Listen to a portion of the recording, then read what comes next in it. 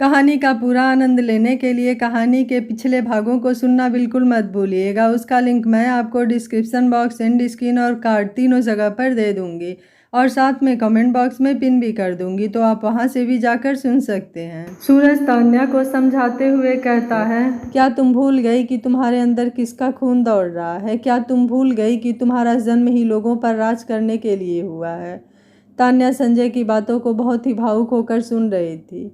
संजय आगे बोला, तुम ऐसे तो अपने गुनाहगारों को माफ़ नहीं कर सकती। क्या तुम कर सकती हो उन्हें माफ़, जिन्होंने तुमसे तुम्हारा सब कुछ छीन लिया? तुम्हारा परिवार, तुम्हारा बचपन, तुम्हारी मासूमियत, तुम्हारा प्यार। तान्या की तरफ उसकी आंखों में देखते हुए पूछता है, क्या कर पाओगी तुम उन्हें माफ़? तान्या उसकी बात सुनकर ना में सिर हिला देती है और बोलती है, लेकिन मैं कर भी क्या सकती हूँ? कोई तो नहीं है मेरे साथ, मैं किसके लिए लड़ूं? संजय उसकी तरफ देखता है और बोलता है, अपने लिए लड़ो, मैं तुम्हारे साथ हूँ, हर कदम पर तुम्हारे साथ हूँ। तान्या उसकी तरफ देखती है और पूछती है, लेकिन कब तक? हम दोनों ही जानते हैं कि हम 4 साल के लिए ही पति पत्नी हैं।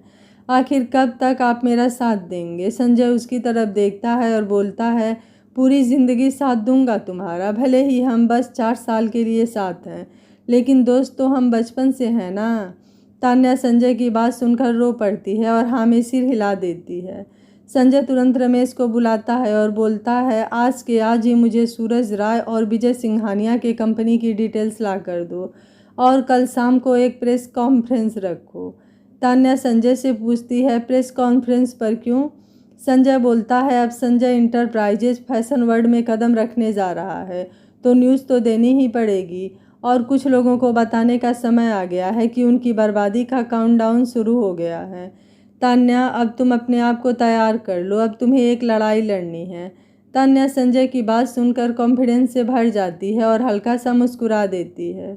संजय उसको देखता है और मन ही मन कहता है, तान्या, मैं तुम्हारा पूरी ज़िंदगी ख्याल रखना चाहता हूँ, लेकिन मुझे पता है अगर मैंने अभी तुमसे ये सब कहा तो तुमको लगेगा कि मैं तुम पर तरस खा रहा हूँ।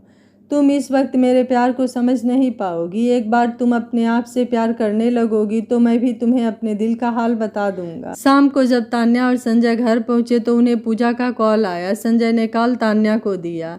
पूजा और तान्या ने बहुत देर तक बातें की। तान्या ने सारी बातें पूजा को बताई। पूजा ने कहा, संजय बहुत अच्छे इंसान है, क्या तुझे उनसे कभी प्यार नहीं हुआ? तान्या कुछ देर खामोश रहती है और फिर कहती है, अगर हुआ भी हो तो उससे क्या फ़र्क पड़ता है, मैं अब उनके लायक नहीं हूँ। फिर तान्या पूजा से कहती है, मैं थक गई हूँ, अब तू भी आराम कर। ये बोलकर वो कॉल कट कर देती है और फिर से चाँद को देखने लगती है।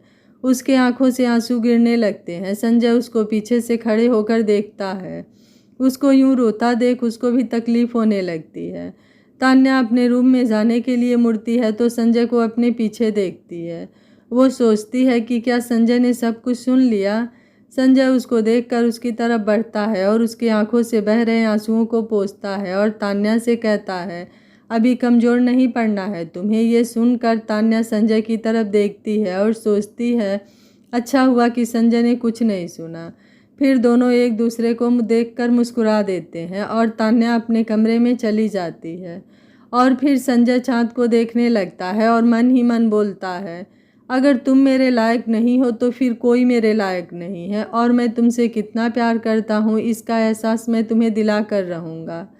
अगले दिन सारे तरफ ये खबर फैल जाती है कि संजय ने फैशन वर्ल्ड में कदम रखने वाला है। ये सुनकर सूरज के चेहरे का रंग उड़ जाता है। वो ये सोचने पर मजबूर हो जाता है कि अचानक से संजय ऐसा क्यों कर रहा है। तुरंत वो अपने आदमियों को कॉल करता है। उसके आदमी बोलते हैं, सर, पूजा 2 दिनों से दिखाई नहीं दे रही है, वो अपने घर से बाहर ही नहीं निकली। ये सुनकर वो पता लगाने को बोलता है। उसको आदमी बताता है कि सर, वो गायब है। सूरज यह सुनकर घबरा गया। वो सोचने लगता है कि क्या तान्या ने संजय को सब कुछ बता दिया है।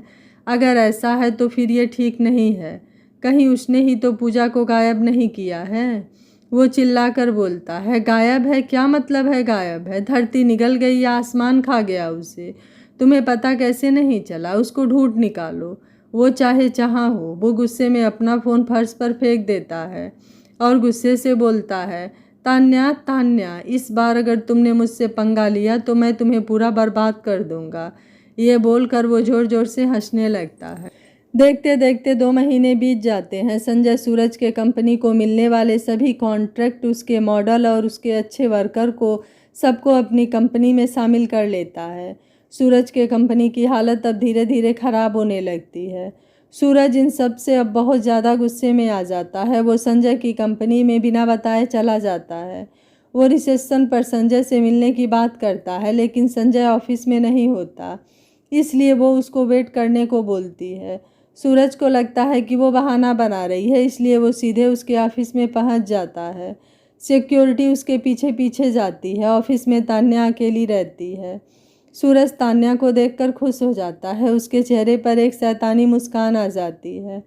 तान्या उसको देखकर घबरा जाती है, लेकिन इस बार वो दिखाती नहीं है कि वो डरी हुई है। वो मुस्कुराकर बोलती है, ओह मिस्टर सूरज, कैसे हैं आप? आइए बैठिए, और सिक्योरिटी को वहाँ से जाने का इशारा करती है। सूरज तान्या के इस व्यवहार से एकदम चौंक जाता है और वो सोचता है ये मुझे देखकर डरी नहीं या सिर्फ ना डरने का दिखावा कर रही है। फिर उसके सामने जाकर खड़ा हो जाता है और उसके तरफ झुककर एक घटिया मुस्कान के साथ बोलता है, मैं कैसा हूँ ये तो आप अच्छे से बता सकती हैं। आखिर ये आपसे अच्छा कौन जानता होगा? वो मुस्कुराते हुए बोलती है, सही कहा, एक नामर्द की पहचान तो एक औरत ही बता सकती है, और आप नामर्द हैं ये मुझसे अच्छा कौन बता सकता है। ये सुनकर सूरज गुस्से से आग बबूला हो जाता है और तान्या की तरफ बढ़ता है। तान्या उसको देखकर डर जाती है, लेकिन डर को अपने चेहरे पर नहीं आने देती है। उसको डरा हुआ ना देखकर सूरज का गुस्सा और बढ़ जाता है। वो आगे बढ़कर तान्या को दीवार से लगा देता है और उसके चेहरे के करीब जाकर बोलता है, लगता है तुम भूल रही हो कि तुम कैसे मुझसे उस दिन खुद को छोड़ने की भीख मांग रही थी। लगता है एक बार फिर मुझे तुम्हें याद दिलाना पड़ेगा। ये बोलकर वो तान्या की तरफ आने लगता है। तभी तान्या गुस्से से पागल हो जाती है और पूरी ताकत से उसको धक्का देती है। सूरज फिर उसकी तरफ बढ़ता है तो वो उसको एक थप्पड़ कस के मारती है। थप्पड़ इतनी ज़ोर से लगता है कि सूरज के गालों पर उसके निशान छप जाते हैं। वो अपने एक गाल को पकड़ लेता है और फिर तान्या को गुस्से से घूरते हुए बोलता है, तान्या तुम्हें इस थप्पड़ की कीमत चुकानी पड़ेगी। वो एक बार फिर से तान्या की तरफ बढ़ता है। तभी तान्या अपने ऑफिस में रखे पेपर वेट से उसके सर पर मारती है। वह दर्द से चिल्ला उठता है। उसकी आवाज़ सुनकर सिक्योरिटी के लोग ऑफिस में आ जाते हैं। तान्या उनसे कहती है, मिस्टर सूरज को यहाँ से ले जाएं और इनको हमारे कंपनी के बाहर फेंक दीजिए। सूरज तान्या को देखता है और बोलता है, तुमने जो आज किया उसका बदला तुमको चुकाना पड़ेगा। तान्या एक मुस्कान के साथ कहती है, मैं इंतज़ार करूंगी, और सिक्योरिटी को उसको वहाँ से ले जाने का इशारा करती है। सूरज को गार्ड अपने साथ ले जाते हैं। सारे ऑफिस के लोग उसकी हालत को देखकर हंसी उड़ाते हैं। सूरज बदले की भावना से बोलता है, तान्या ज़्यादा खुश मत होना, आज तुमने मेरा सबके सामने मजाक बनाया है ना, अब तुम देखना मैं तुम्हारा कैसे पूरी दुनिया के सामने मजाक बनाता हूँ।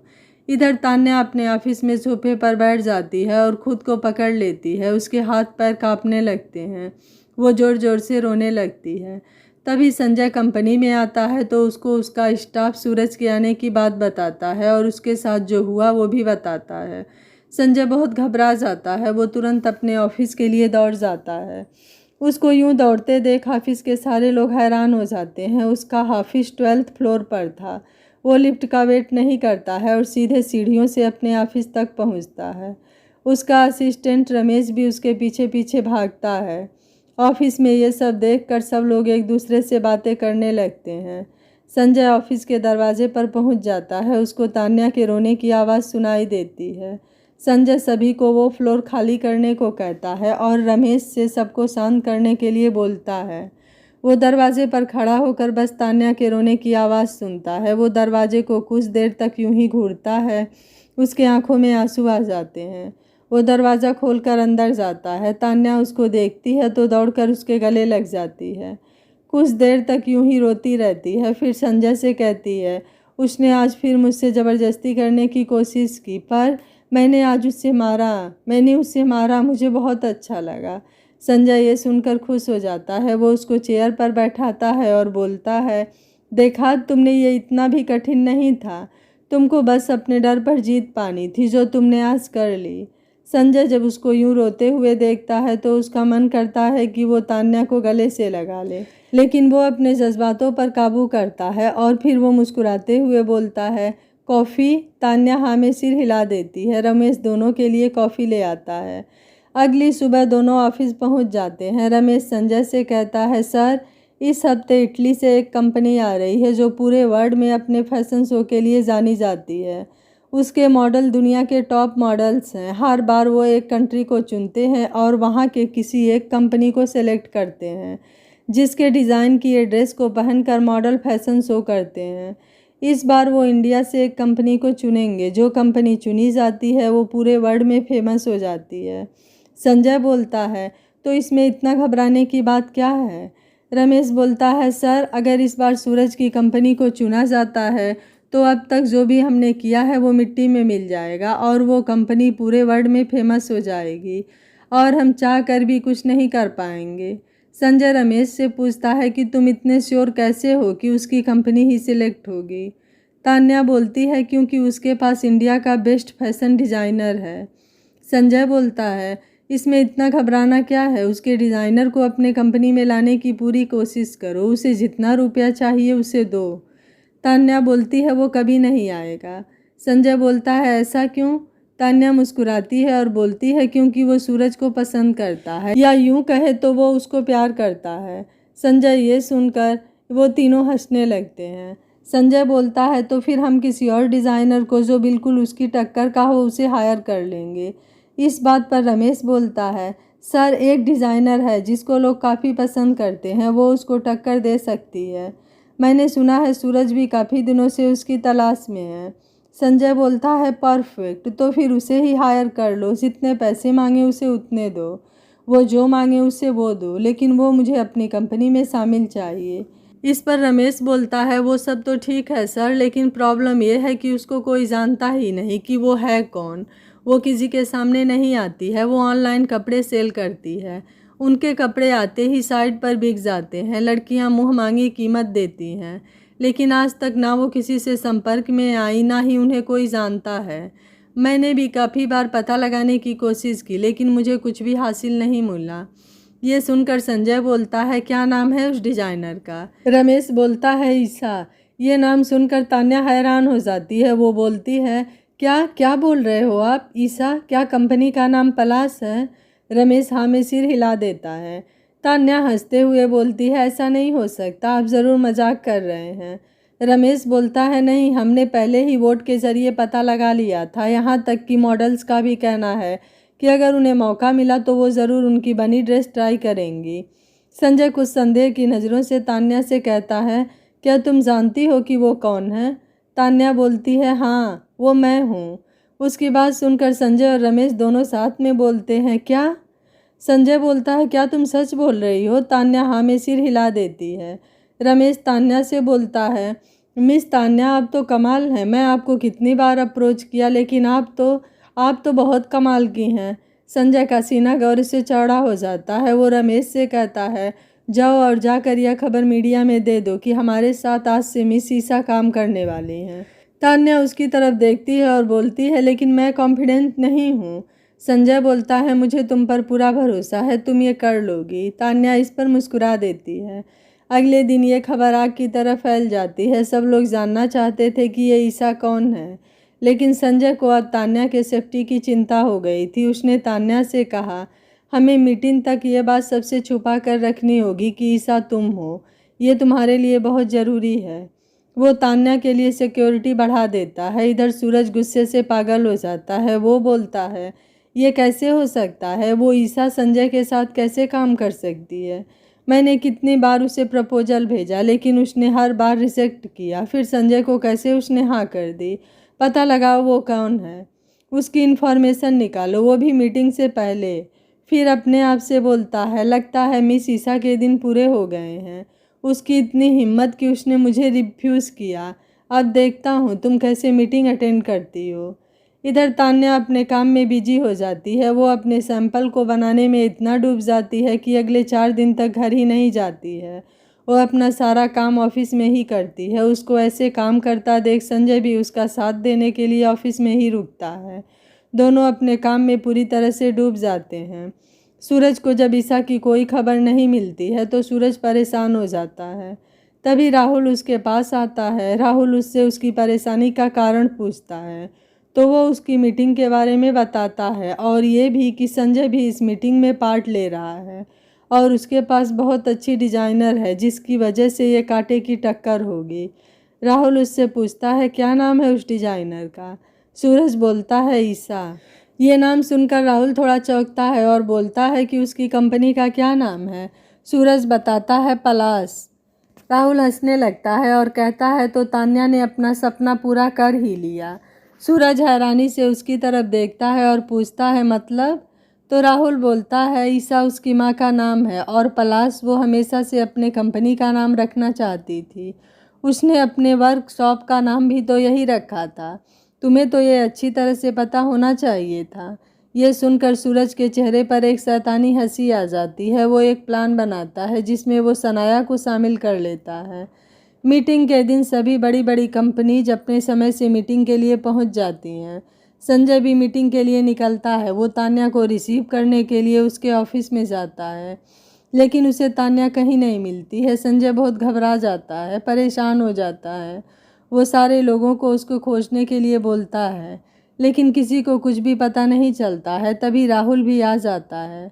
वो तान्या को मीटिंग के लिए विश करने आया था। वो अपने बर्ताव के लिए उससे माफ़ी भी मांगना चाहता था लेकिन जब वो ऑफिस आया तो उसे पता चला कि तान्या गायब है।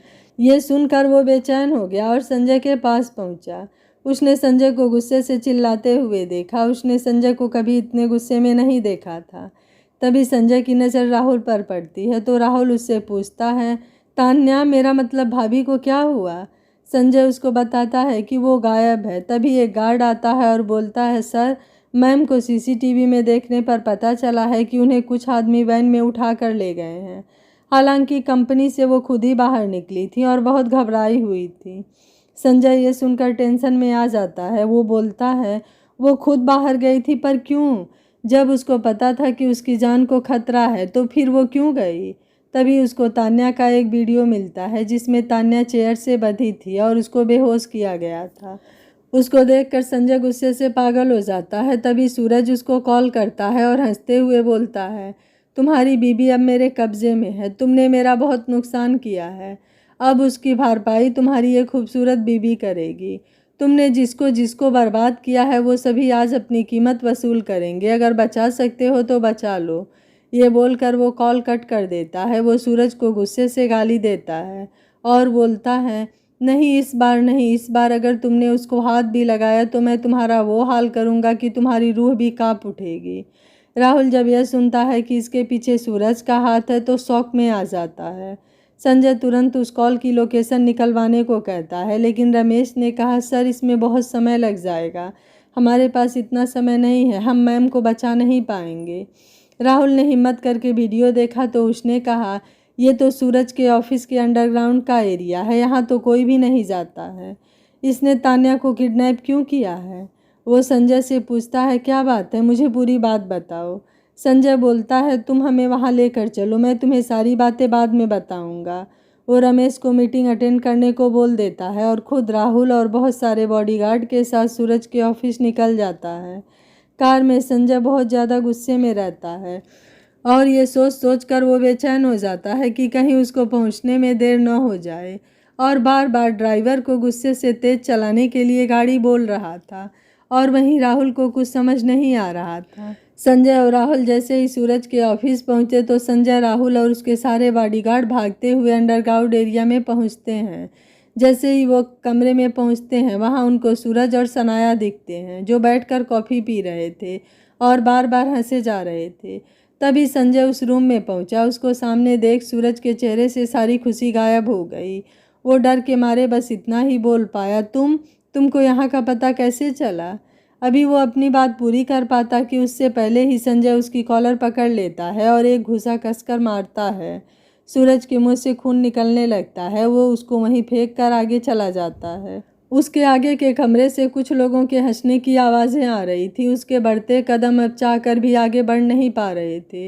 वो सामने का नज़ारा देखने के लिए खुद को तैयार नहीं कर पा रहा था। उसकी धड़कनें तेज होती जा रही थी, घबराहट से उसके हाथ कांप रहे थे। उसने अपने हाथों को ऊपर की ओर उठाया। उसने अपने आप को बुरा से बुरा नज़ारा देखने को तैयार किया और दरवाजे को धक्का देकर खोल दिया। उसने सामने देखा तो तान्या बेड पर पड़ी थी। उसके हाथ पैर बेड के चारों कोने से बंधे हुए थे और तान्या के मुंह पर कपड़ा बांध रखा था और कुछ 4 से 5 लोग उसके अगल बगल में बैठे थे। सामने वीडियो रिकॉर्डिंग के लिए लगी थी।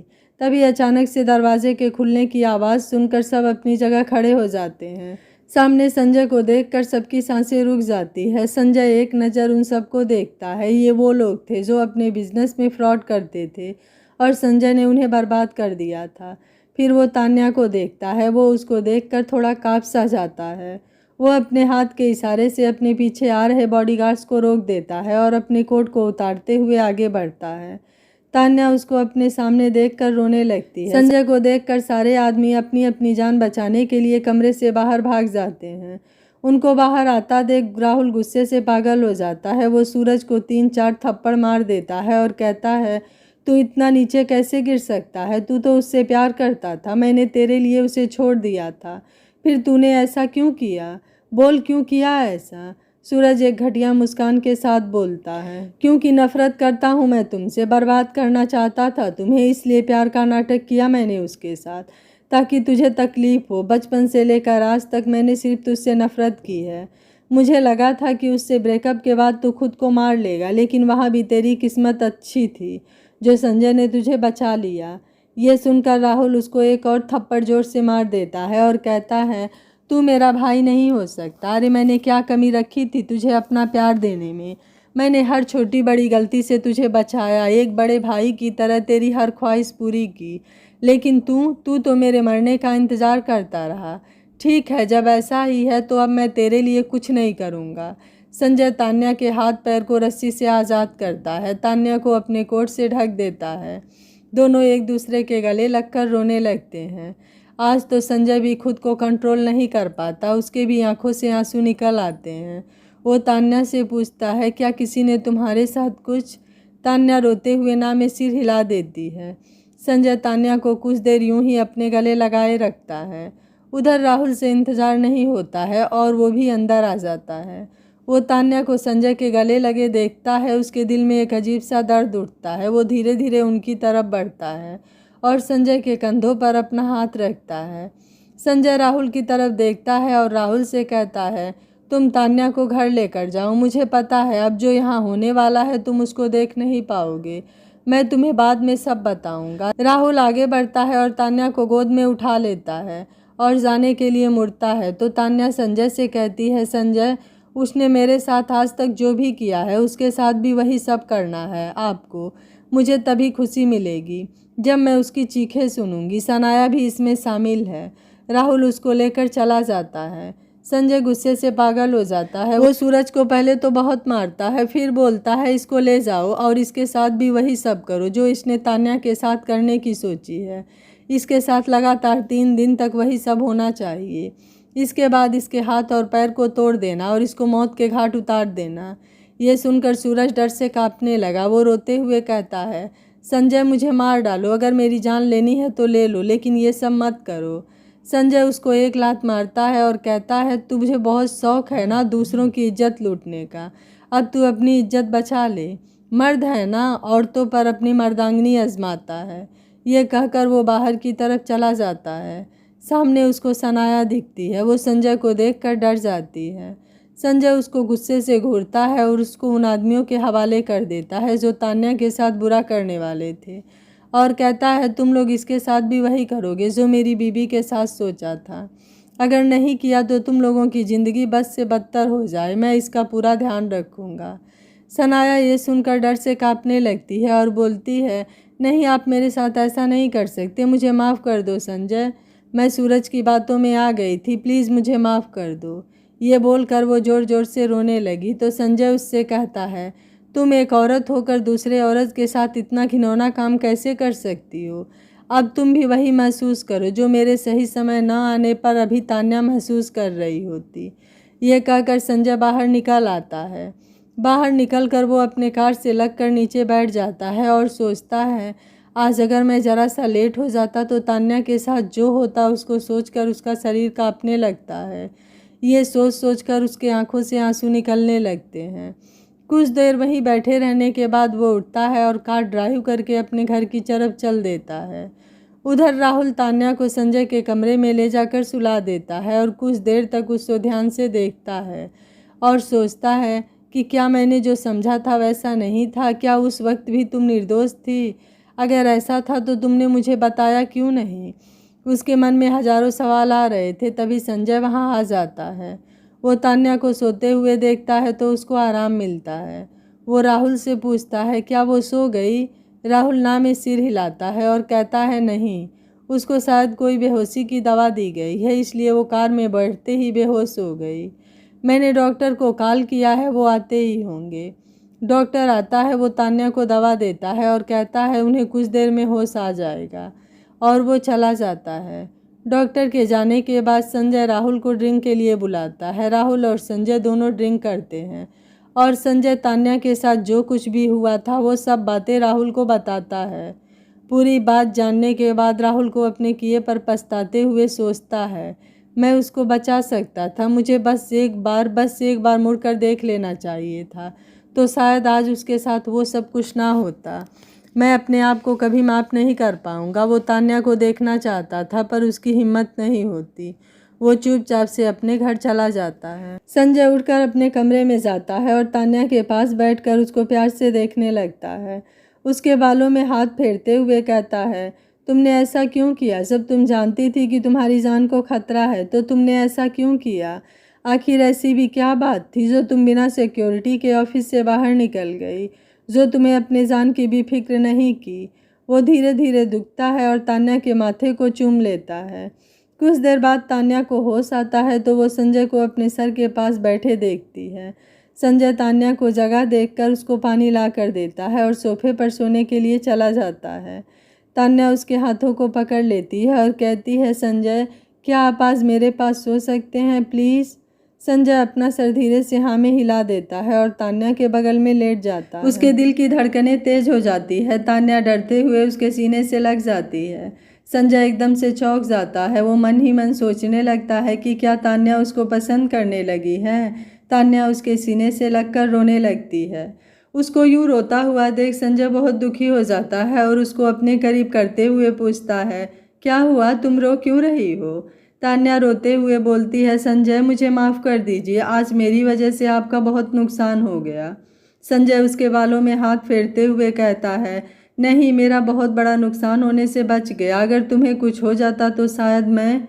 ये बोलते समय संजय की आंखों में आंसू आ जाते हैं। वो तान्या को और कसकर पकड़ लेता है। तान्या उससे कहती है, संजय मैं वो। संजय कहता है, तुम कुछ मत कहो, बस आराम से सो जाओ, हम कल बात करेंगे। वो खुद को संजय की बाहों में बहुत ही महफूज महसूस कर रही थी। वो धीरे धीरे नींद के आगोश में चली जाती है। सुबह जब संजय की नींद खुलती है तो वो तान्या को अपने बगल में सोए हुए देखता है। संजय तान्या के चेहरे पर आए बालों को अपने हाथों से हटाता है। वो तान्या को ध्यान से देखता है और सोचता है, काश ये वक्त यहीं रुक जाता और मैं तुम्हें यूं ही देखता रहता। तान्या, तुम नहीं जानती मैंने तुमसे कितना प्यार किया है, मैं कितना तड़पा हूँ तुम्हारे लिए। तुम्हें खोजते खोजते मैंने तुम्हारे जिंदा होने की सारी उम्मीदें खो दी थी। मैं ये मानना ही नहीं चाहता था कि मैंने तुम्हें खो दिया है। और किस्मत का खेल तो देखो, जब मैंने तुम पर हार मान ली और अपनी ज़िंदगी में आगे बढ़ गया तो उसने तुम्हें मेरी ज़िंदगी में शामिल कर दिया। अब तुम मिली हो तो फिर मैं तुम्हें खोना नहीं चाहता। तभी उसके फ़ोन की घंटी बजती है। वो गुस्से से फ़ोन देखता है। रमेश का कॉल था। वो उठकर लिविंग रूम में जाता है और कॉल रिसीव करता है और गुस्से से बोलता है, क्या है? रमेश समझ जाता है सर का मूड अच्छा नहीं है तो वो बोलता है, सर कांग्रेट्स, हमारी कंपनी सेलेक्ट हो गई है। मैम सच में अवेसम है सर, आज आपकी 12 बजे मीटिंग है। संजय घमंड से सर उठाकर और मुस्कुराते हुए बोलता है, सिलेक्ट तो होना ही था, आखिर बीवी किसकी है? और ये बोलकर कॉल कट कर देता है। तान्या भी उठ जाती है। मारिया दोनों को कॉफ़ी बना कर देती हैं। संजय तान्या को रूम से बाहर आता देखता है तो मुस्कुराते हुए बोलता है, आप फेमस होने वाली हैं miss Tanya, autograph please. Tanya को कुछ समझ नहीं आता है। वो संजय से पूछती है, क्या हुआ सुबह सुबह ये? आप कैसा ऑटोग्राफ मांग रहे हैं? क्या बात है? संजय उसको देखता है और बोलता है, हमारी कंपनी सेलेक्ट हो गई है। तान्या को अपने कानों पर यकीन नहीं होता है। वो खुशी से चिल्लाती है, उसको खुशी में होश नहीं रहता और संजय के गले लग जाती है और बोलती है, thank you Sanjay, thank you मेरा सपना पूरा करने के लिए। संजय एक पल के लिए तो सदमे में चला जाता है, क्योंकि आज से पहले उसने तान्या को उतना खुश कभी नहीं देखा था। संजय उसके कंधों पर हाथ रखता है और बोलता है, ये सब तुम्हारी मेहनत का नतीजा है। चलो अब जल्दी से तैयार हो जाओ, हमें मीटिंग के लिए जाना है। तान्या हाँ में सिर हिला देती है और तैयार होने चली जाती है। संजय बैठकर न्यूज़पेपर पढ़ता है। तान्या तैयार होकर आती है, एक बड़ी सी मुस्कुराहट के साथ बोलती है, तो चले संजय। संजय उसकी तरफ देखता है और उसको यूं मुस्कुराते देख वो सोचता है, आज ये कितनी खुश है। इसे देखकर लगता ही नहीं कि कल ही इसके साथ कुछ बुरा हुआ था, या फिर इसने अपनी ज़िंदगी में इतने बुरे वक्त देखे हैं कि कल जो हुआ उसके लिए वो कुछ भी नहीं था, इसलिए वो इतनी आसानी से सब भूल गई। चलो अच्छा ही है, लेकिन मुझे ये जानना है कि ऐसी भी क्या बात थी जो इसने बिना अपनी जान की फिक्र किए यूं बाहर चली गई। संजय को यूं कहीं खोया देखकर तान्या ने संजय के सामने हाथों से चुटकी बजाई तो संजय होश में आया। तान्या ने पूछा, कहाँ खो गए आप? चले ऑफिस, कहीं हम लेट ना हो जाएं। संजय हल्की सी मुस्कान के साथ हाँ में सिर हिला देता है और अपनी जगह से उठ जाता है। तभी मारिया आती है और बोलती है, मैडम आज आपके लिए बहुत बड़ा दिन है, लीजिए दही चीनी खा लीजिए, इससे आपका सब काम अच्छा हो जाएगा। तान्या प्यारी सी मुस्कुराहट के साथ मारिया आंटी को बोलती है, थैंक यू आंटी, और दही चीनी खाकर आंटी के गले लगती है और संजय के साथ ऑफिस के लिए निकल जाती है। कार में बहुत सन्नाटा था। तभी संजय का फ़ोन रिंग करता है और वो कॉल को रिसीव करता है। उधर से कोई आदमी कुछ बोलता है। संजय बोलता है, बिल्कुल ठीक, अगर वो बेहोश है तो उसे होश में उठाओ और 2 दिन बाकी है, और कॉल कट कर देता है। फिर वो तान्या की तरफ देखता है जो अपने फाइल की दुनिया में कहीं खोई हुई थी। वो उसको देखता है और हल्का सा स्माइल करता है और सोचता है कि ये जब काम करती है तो ये और भी खूबसूरत लगती है। वो दोनों ऑफिस में पहुंचते हैं और मीटिंग शुरू होती है। मीटिंग खत्म होने के बाद सब लोग बहुत खुश होते हैं और एक दूसरे को बधाइयाँ देते हैं। कॉन्ट्रैक्ट की खुशी में सभी ऑफिस के लोग आपस में पार्टी करने की सोचते हैं और शाम को सब पार्टी करते हैं। पार्टी में संजय और तान्या कपल डांस करते हैं। संजय को खुद के इतना करीब देखकर तान्या के दिल की धड़कनें बढ़ जाती है। तान्या सोचती है, मेरे साथ ऐसा क्यों हो रहा है? जब जब मैं संजय के करीब आती हूँ मेरी धड़कनें इतनी तेज क्यों हो जाती है? ऐसा तो मैंने तब भी फील नहीं किया जब मैं राहुल के करीब जाती थी। ये एहसास क्या है? क्यों मुझे संजय के पास जाना अच्छा लगता है? क्यों उनका यूं मुझे देखना मेरे दिल में हलचल पैदा कर देता है? कहीं मुझे संजय से? फिर कुछ सोचकर मायूस हो जाती है। संजय तो तान्या के साथ डांस करने में खो जाता है। उसे ऐसा लगता है जैसे उसका कोई खूबसूरत सपना पूरा हो रहा है। वो उस पल को बस जीना चाहता था, अपने दिल में बसा लेना चाहता था। लोग उन दोनों को देखकर जोर जोर से तालियां बजा रहे थे, क्योंकि पार्टी में सिर्फ ऑफिस के लोग होते हैं, तो वो सब तान्या और संजय को चीयर करते हैं। कुछ लड़कियां तान्या से जल रही थी तो कुछ संजय से, और कुछ लोग बोल रहे थे कि हमारे सर और मैम की जोड़ी कितनी प्यारी है ना, दोनों साथ में कितने अच्छे लगते हैं। फिर संजय और तान्या सबको एंजॉय करने को बोलकर घर के लिए निकल जाते हैं। घर आने पर तान्या अपने कमरे में चली जाती है। संजय उसको खोजता हुआ उसके कमरे में आता है, लेकिन वो देखता है कि तान्या आंगन में खड़े होकर चाँद को देख रही थी। वो भी बस तान्या को देखने लगता है, फिर कुछ सोचता है और तान्या के बगल में खड़ा हो जाता है। तान्या उसको अपने बगल में खड़ा देखकर थोड़ा सा असहज महसूस करती है। वो संजय को हल्की सी मुस्कुराहट के साथ गुड नाइट बोलती है और अपने रूम की तरफ जाने लगती है। संजय कुछ सोचता है और बोलता है, अगर तुम बुरा न मानो तो क्या मैं तुमसे कुछ पूछ सकता हूँ? तान्या हाँ में सर हिला देती है। तो संजय उससे पूछता है, उस दिन तुम बिना बताए कंपनी से बाहर क्यों चली गई? किसका कॉल आया था? तान्या सोचती है और बोलती है, उस दिन जब मैं तैयार होने जा रही थी तो मुझे अचानक से सनाया का कॉल आया। उसने मुझसे रोते हुए कहा कि राहुल का एक्सीडेंट हो गया है, वो बस मेरा नाम लिए जा रहा है, वो मुझे देखना चाहता है। मैंने बस इतना सुना तो मुझे कोई होश नहीं रहा। मैं भागते हुए बाहर की तरफ गई और टैक्सी रोकने के लिए जैसे ही हाथ बढ़ाया कि कुछ लोगों ने मुझे वैन में खींच लिया। संजय ने जब ये सुना तो उसको अपने दिल में एक दर्द महसूस हुआ। वो खुद को संभालते हुए बोला, बहुत रात हो गई है, गुड नाइट। और ये बोलकर वो चाँद की तरफ देखने लगा। वो अपने आंसुओं को रोकने की कोशिश करने लगा। वो हल्के से मुस्कुराया और बोला, राहुल, हाँ राहुल, मैं कैसे ये भूल गया कि वो राहुल से प्यार करती है। मैंने ये कैसे सोच लिया कि वो भी मुझे प्यार करती होगी। यानी उसने जो पार्टी में कहा था वो बस राहुल को खुद से दूर रखने के लिए कहा था, ताकि उसको सूरज कोई तकलीफ न पहुंचाए। हाँ, सच में वो उससे कितना प्यार करती है कि उसने खुद के जान की भी फिक्र नहीं की। ये सोचकर उसको बहुत ज़्यादा तकलीफ़ होने लगी। वो अपने रूम में गया और ड्रिंक करने लगा। वो पूरी रात जगा रहा। उसने खुद से ही कहा, संजय तू उन दोनों के बीच में नहीं आ सकता। वो दोनों एक दूसरे को बहुत प्यार करते हैं। ये सोचकर वो हल्के से मुस्कुराया और उसने सोच लिया कि अब वो तान्या से दूर रहेगा। वो सुबह उठा और तैयार होकर ऑफिस के लिए निकल गया।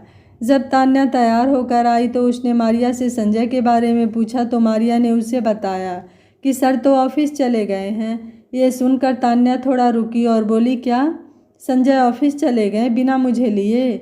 मारिया बोली, मैडम सर ने बोला है कि आज से आप अपनी कार में ऑफिस जाएंगी। वो आपका नीचे इंतज़ार कर रही है। आपकी सेफ्टी के लिए 2 बॉडीगार्ड्स को भी रख दिया गया है। तान्या ये सुनकर थोड़ा उदास हो जाती है और ऑफिस के लिए निकल जाती है। संजय अब तान्या से दूर दूर रहने लगता है। जब ऑफिस में रहता तो तान्या से दूरी बना कर रहता, लेकिन अपने ऑफिस में बैठकर वो तान्या को कैमरे के जरिए बस देखता रहता। उसको यूं काम करते देख संजय को बहुत अच्छा लगता था और जब नहीं रहा जाता था तो वो तान्या से मिलने के लिए मीटिंग रखता और सबसे प्रोग्रेस रिपोर्ट मांगता। ये सब तो बस बहाना होता था उसका तान्या को करीब से देखने का। तान्या आने वाले कुछ महीनों के लिए बहुत बिजी हो गई। वो केवल अपने काम में बिजी हो जाती है और देखते देखते 4 महीने निकल जाते हैं।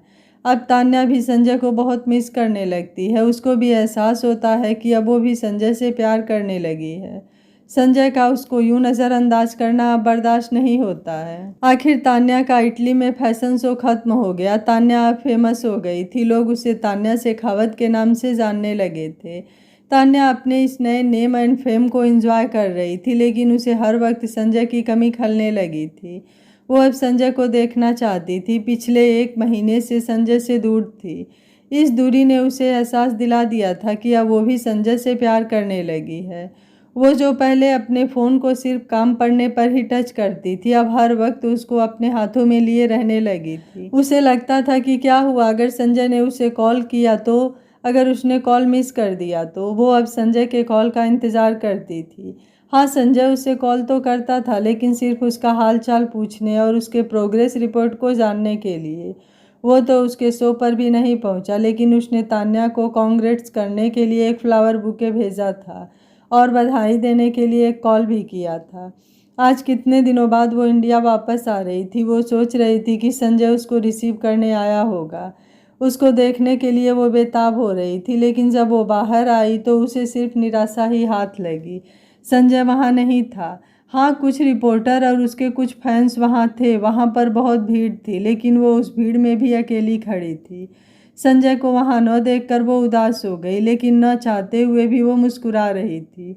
वो वहाँ से घर के लिए निकली। घर पर भी वो आते ही संजय को देखने उसके रूम में गई, लेकिन वो वहाँ नहीं था। वो उसके बिस्तर पर बैठ गई। उसने रमेश को कॉल किया। कॉल रिसीव हुई तो उसने पूछा, संजय कहाँ है? रमेश ने संजय की तरफ देखा और फिर उससे कहा, सर तो मीटिंग के लिए शहर से बाहर आए हैं, कल शाम तक वापस आ जाएंगे। तान्या ने ओके कहा और कॉल कट कर दिया। उसकी आवाज़ में निराशा साफ साफ सुनाई दे रही थी। वो वहीं उसके बिस्तर पर उसके एक शर्ट को गले लगाकर सो गई, पर उसे नींद कहाँ आने वाली थी। उसके आंखों में आज आंसू थे, पर थकान के कारण धीरे धीरे वो नींद के आगोश में चली गई। क्या सच में संजय शहर से बाहर था? नहीं, वो वहीं था। वो सब कुछ सुन रहा था। जब तान्या ने रमेश को कॉल किया तो उसने कॉल स्पीकर पर कर दिया था। वो 1 महीने से यही तो करता था। जब भी तान्या की कॉल आती तो वो उसके कॉल को स्पीकर पर कर देता था। ये संजय का आर्डर था। संजय तान्या की आवाज़ सुनकर सुकून महसूस करता था। वो तान्या के कामयाबी से बहुत खुश था। वो पूरे 1 महीने घर नहीं गया था। उसने अपने ऑफिस को ही अपना घर बना लिया था। जब तान्या वापस आई तो वो उसको दूर कार में बैठे देख रहा था। वो उसके पास जाना चाहता था, उसको गले से लगाना चाहता था, लेकिन क्या वो उसको चाहती थी? नहीं, वो उसको नहीं चाहती थी, वो तो राहुल को चाहती थी। वो उसको देखना चाहती थी। वो खुद से बोलता है, तान्या तुम्हें नज़रअंदाज करना मेरे लिए बहुत मुश्किल है, उससे भी ज़्यादा मुश्किल है तुमको अपने पास देखकर भी तुमसे दूर रहना। अब हमारे पास बस 1 साल है, क्या मैं तुम्हें 1 साल बाद दोबारा देख पाऊँगा? क्या तुम मुझसे डिवोर्स के बाद भी मिलोगी? ये सोचते हुए उसकी आंखों के कोनों पर आंसू की बूंदें उभर आई थीं। क्या तान्या संजय की गलतफहमी दूर कर अपने प्यार का इजहार कर पाएगी? विजय सिंघानिया अपनी बेटी सनाया का बदला लेने के लिए संजय और तान्या के साथ क्या करेगा? आखिर संजय की दादी को संजय और तान्या का 4 साल के लिए कॉन्ट्रैक्ट मैरिज क्यों करना पड़ा? ऐसे और भी बहुत सारे सवालों का जवाब जानने के लिए देखिए कहानी का अगला भाग आज शाम 5 बजे। आशा है यह कहानी आप लोगों को अच्छी लग रही होगी। वीडियो पसंद आ रहा है तो वीडियो को लाइक शेयर एंड चैनल को सब्सक्राइब कर लीजिएगा। मिलते हैं कहानी के अगले भाग में।